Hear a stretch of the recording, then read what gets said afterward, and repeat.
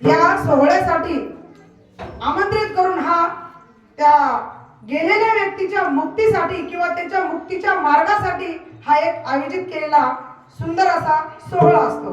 तसा म्हणायला गेलं तर ही दुःखाची घटना असते, पण आमच्या आत्याचं वय 100च्या वर होतं, त्याच्यामुळे तो आनंदाचा सोहळा आहे. चांगलं झालंय त्यांचं. आता आपल्याला तर आई किती दिवस असावी वाटते आका, मानंद आका, आई किती दिवस असावी वाटते सगळ्यांना, पण खूप अवघड होतं जास्त दिवस राहिल्यावर, कारण हे जाणार आहे, राशीवंत आहे. मग ते योग्य वेळेमध्ये गेल्यात, अवघड करण्यासारखं काही नाही. चांगलं झालंय, आनंद झालाय त्यांचा. त्यांच्या योग्य वयात त्या बरोबर गेल्यात, म्हणजे जास्त लवकर बी गेल्यात आपल्याला थोडं वाटतं, जास्त दिवस जरी राहिल्या तर करणं होत नाही. त्यांची हेळसांड होते, आपली होते, दोघांची होते. त्या योग्य वेळेत गेल्यात आणि त्यांची भरपूर सेवा तुम्हाला सगळ्यांना भेटलेली आहे. आणि त्यांच्या आत्म्याला चिरं शांती मिळो, त्यांचं पुढचं भविष्य उज्ज्वल हो. आता जो बी काही त्यांना इथून पुढचा प्रवास करायचा आहे तो सुखकर हो, ही ईश्वरचरणी आपण सगळे बसून प्रार्थना करू. आणि आपण केलेली सेवा पण त्यांना ही अर्पण करू.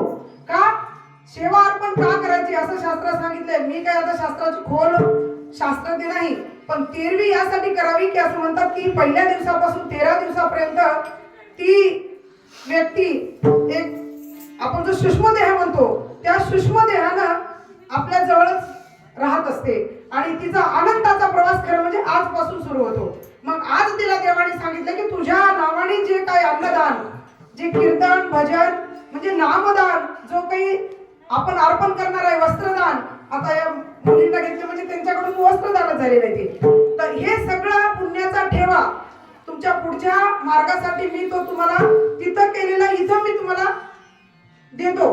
म्हणजे हा मृत्यू लोकी केलेला आजचा यज्ञ हा स्वर्गा लोकी त्यांना मिळतो. आणि त्यांचा हा 1 वर्षाचा प्रवास असतो. आता 1 वर्ष म्हणजे जेव्हा वर्ष श्राद्ध करतो त्या दिवशी हा प्रवास संपतो. मी माझ्या वाचण्यात आले की 13 दिवस का करायचे, मग हा 13व्या दिवशीच का, तर 13 दिवस म्हणजे वर्षाचे 12 महिने असतात. आणि कधी एखाद्या वेळेस अधिक महिना येतो म्हणून 13वा महिना, तर हे 13 दिवस म्हणजे तुम्ही एका महिन्यामध्ये जे काय खायचं प्यायचं अन्नदान किंवा एका महिन्याचं एका दिवसाचं एका महिन्याला एका दिवसाचं एका महिन्याला हे 13 दिवस जे आपण करतो ते 13 महिने त्यांना पुरवठा केला जातो ईश्वराकडून. आणि तिथून पुढे मग त्यांना आजची सेवा आणि ते वर्ष श्राद्धाची सेवा ती पण याच्यात घेतली, त्याचं पण पुण्य सोबत येते वर्ष श्राद्धाचं. आणि तिथून पुढे मात्र मग आपलं त्यांना पुण्य पोहोचत नाही, मग त्यांचा क्रम होतो त्यांच्या पुण्याईनं पुढे. मग कोणती सद्गती कोणत्या योनीला घालायचं किंवा त्यांचं काय कुठला मार्गक्रम करायचा असं हे शास्त्रामध्ये लिहिलेलं आहे. आपण कोणीही जाऊन पाहिलेलं नाही, शास्त्रावर आपल्याला विश्वास ठेवावा लागतो. शास्त्र सगळ्या धर्मग्रंथ लिहिलेले वक्ते मोठे मोठे त्यांनी अभ्यास करून त्याचं मांडणी केलेली असते, त्यावर विश्वास ठेवून आपल्याला करावा लागतो. आपण सामान्य जीव म्हणतो की देवदेव केला की हे बाकीचं काही लागत नाही, बरोबर आहे. तसे 2 रस्ते सांगितले त्यांनी की एक यम मार्ग आणि एक देव मार्ग, असं मी एका शास्त्रामध्येच दिलेलं आहे की एखाद्या वेळेस शेवटच्या क्षणाला नामाचं चिंतन करून जर देह ठेवला तर देव म्हणतो की बाबा भक्ती मार्गामध्ये मी तुला माझ्या पोटाशी धरूनच नेतो, मग त्याला हे बाकीचं काही नसलं तरी चालतंय. पण आपल्याला माहित नसतं की मृत्यू करणारा माणूस हा राम म्हणतच गेलाय का नाही गेलाय. किती जरी आयुष्यावर भजन केलं तरी मृत्यूच्या समयला नाव येईल त्याची गॅरंटी कुणाला आहे का. आणि असती तर जडभरत राजांचे असं झालं असतं का. जडभरत राजाचं जे घडलं भागवतात आपण ऐकतो की ते झालं असतं का. त्यांनी ते एवढं राजपाट सोडून मुद्दाम नाव घेण्यासाठी ते जंगलात गेले. म्हणून आपण किती जरी भजन करणारे असलो, किती जरी आपल्याला पाठांतर असलं, किती जरी कीर्तनकार असलो किंवा किती जरी आपण वक्ते असलो खूप, तरी अंत समय कसा आहे हे सांगता येत नाही. मग त्यांनी सांगितलंय की हा अभ्यास आपल्याला करायचा आयुष्यभर. आणि हा अभ्यास करता करता करता मग जास्त अभ्यास केल्यावर येणारच आहे. आणि तो असं म्हणतो की तुम्ही जर अनन्य भावाने मला शरण गेलात तर मग मी काय करतो, तुम्हाला जरी आठवण नसली शेवटच्या क्षणाला तर मी तुम्हाला आठवण करून देतो माझी. तुम्ही मला सोडता पण मी तुम्हाला सोडत नाही. अशा प्रकारची जो माझं होय अनन्य शरण त्याचे निवारे मी जन्म मरण या लागी शरणांगता शरण मीची येऊ, हे असं माऊलींनी म्हटलेलं आहे. विठ्ठल विठ्ठल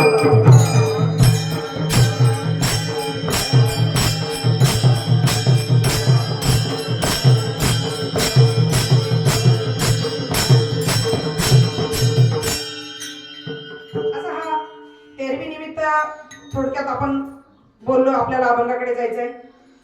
कारण यापेक्षा जास्त आपण ग्रंथातलं वाचूनच सांगू शकतो, प्रत्यक्ष अनुभूती कुणाचीच नाही.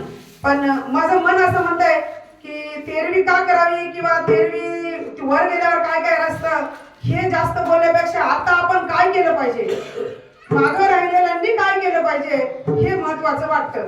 की मागं राहिलेली आता जे गेले तिथे गेले, त्यांची सद्गती त्यांचं कर्तव्य म्हणून आपण करतो, त्यांचं कर्तव्य म्हणून आपण अन्नदान केलंय आज. आणि बघा तेरवी आणि गोड जेवण याच्यातही थोडा फरक आहे. पूर्वीचे लोक एकदाच करायचे, गोड जेवण यालाच म्हणायचे, तेरवी पण याला म्हणायचे. पण आजकाल थोडा सिद्धांत बदललाय. कारण पूर्वीच्या लोकांना काशी मिळतच नव्हती, काशी कुठं आहे घडतच नव्हती, जातच नव्हती कोणी. त्याच्यामुळे त्यांना काही असं मी हे खात नाही ते खात नाही असे वर्तन नव्हते, सगळे खायचे. आणि पूर्वीच्या लोकांना अन्न हे पूर्ण परब्रह्म असं म्हणायचे, त्याच्यामुळे कुठल्याही अन्नाचा स्वीकार करत होते. पण आता मध्यच काळात काय झालं, थोडं काशी केली, आम्ही खात नाही, तेरवीचं कोणी खात नाही, म्हणून हा तेरवीचा कार्यक्रम पण आटोक्यात थोडक्यात आणि पाहुण्या रावळ्यातच. आणि गोड जेवण नंतर कोणी कोणी मोठं करतात की गोड जेवणाला सगळे येतात.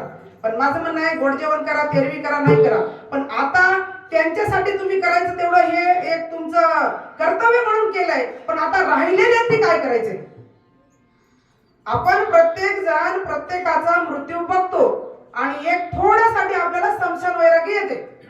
ते अग्नी देऊन घरी येईपर्यंत काही खरं नाही म्हणतो आपण, गेलं की सगळं सोडून द्यायचंय, आपल्यालाही असंच जायचं तिथंच म्हणतो. आणि घरी आल्या आल्या आपण विसरून आपल्या आपल्या कामाला लागून जातो. मग यासाठी आपण काय केलं पाहिजे, तर यासाठीच माऊली अभंगाच्या पहिल्या चरणामध्ये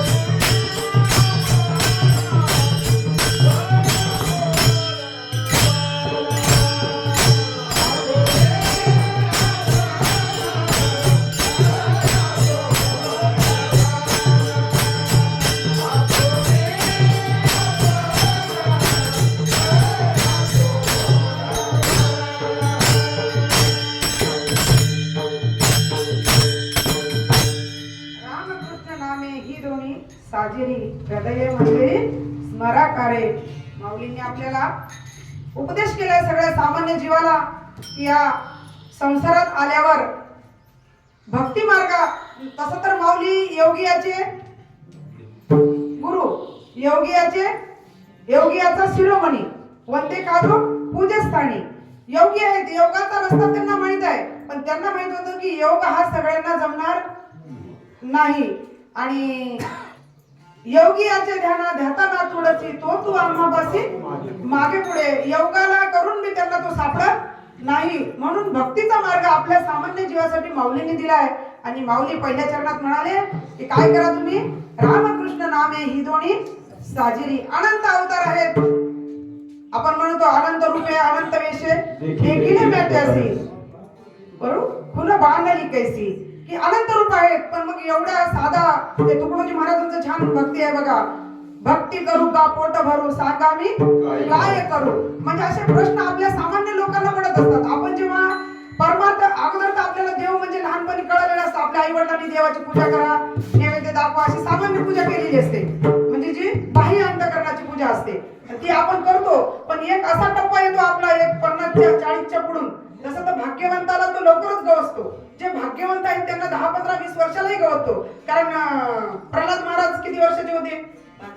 5 वर्षाचे होते.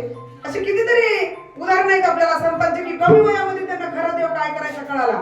पण समजा तितक्या वयात नाही कळाला, ज्याच्या त्याच्या पुण्याईनं, ज्याच्या त्याच्या नशिबानं जेव्हा कळाला तेव्हा मग त्याला तेव्हा मुख्य प्रश्न पडतो की सगळ्यात जर महत्वाची साधना असेल तर नामसाधना आहे. नामसाधना, बाकी दान धर्म योग याग यज्ञ हे सगळं आहे, पण या सगळ्याला एकच आहे की अहंकार निर्माण होतो आपल्याला या सगळ्या मागे की मी करतो, मी करता आहे.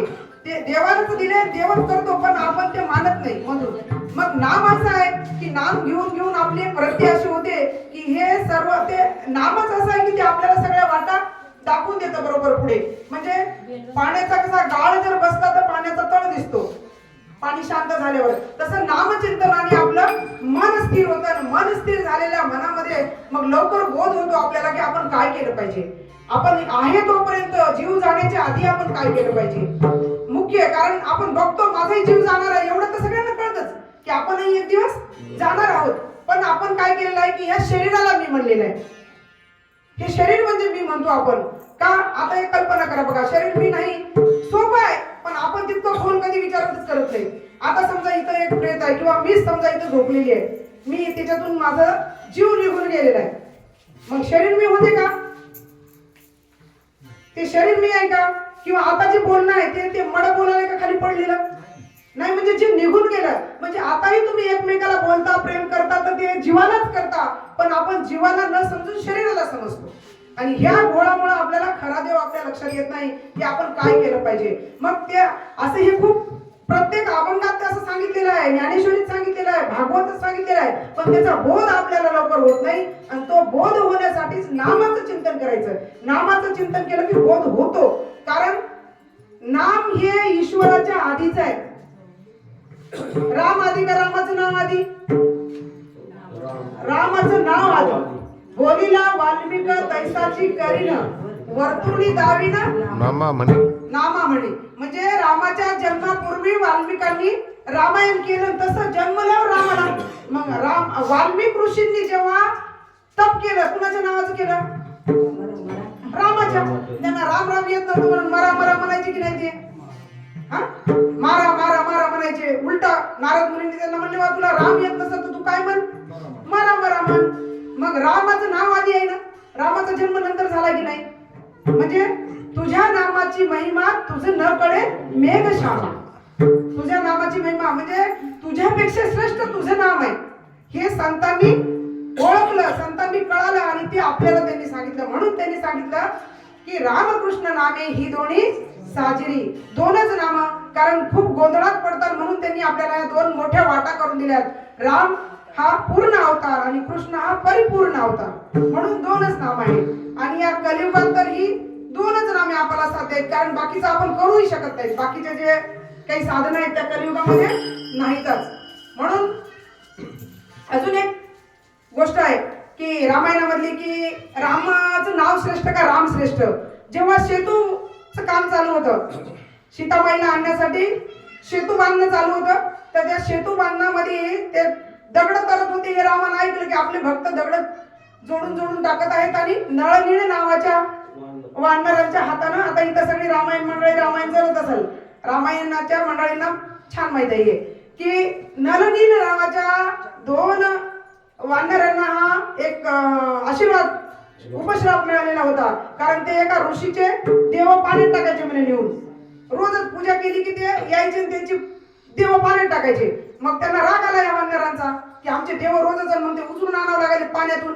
मग त्यांनी लिहिलं की बाबा तुम्ही आता जर काही टाकलं पाण्यात की तुमच्या हाताने ते तरंगेल पाण्यामध्ये, बुडणार नाही. असा श्राप म्हणजे तो श्राप नव्हताच, वरदानच ठरला तो. आणि मग त्या नलनीलांचा शोध घेतला या हनुमान महाराजांनी.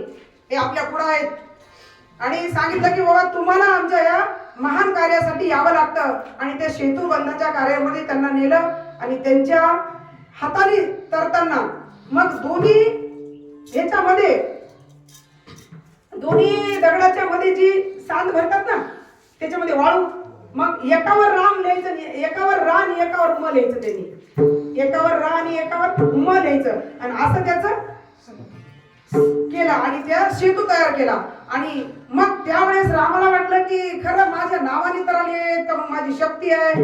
विचार करा, स्वतः परब्रह्म आहे राम, पण त्यांना असा प्रश्न पडला ते बघून तिथलं की हे खरंच आश्चर्य आहे का? पाण्यावर दगड तरणं म्हणजे आश्चर्य आहे का? म्हणून त्यांनी स्वतः बी गपचूप गेले आणि असा एक दगड घेऊन पाण्यामध्ये सोडून बघितला तर तो दगड बुडाला, कारण त्याच्यावर नाव नव्हतं ना. आणि मग हे बघताना मारुती जवळच होते, त्यांनी बघितलं होतं मागून. मग आले जवळ, म्हणले काय करू लागलात तुम्ही प्रभू? ते म्हणले काय नाही, मी बघू लागलो की तुम्ही एवढा सेतू बांधलाय, हे खरं चमत्कार आहे काय? कारण माझं तुम्ही मला म्हणतात तुमच्या नावाने, पण मला कळालं नाही म्हणले याच्यात मी काही सहकार्य केलंय म्हणून. मी स्वतःहून काही याचं केलेलं नाहीये. हे सेतू बांधण्यासाठी हे सगळे भक्तच करत होते ना.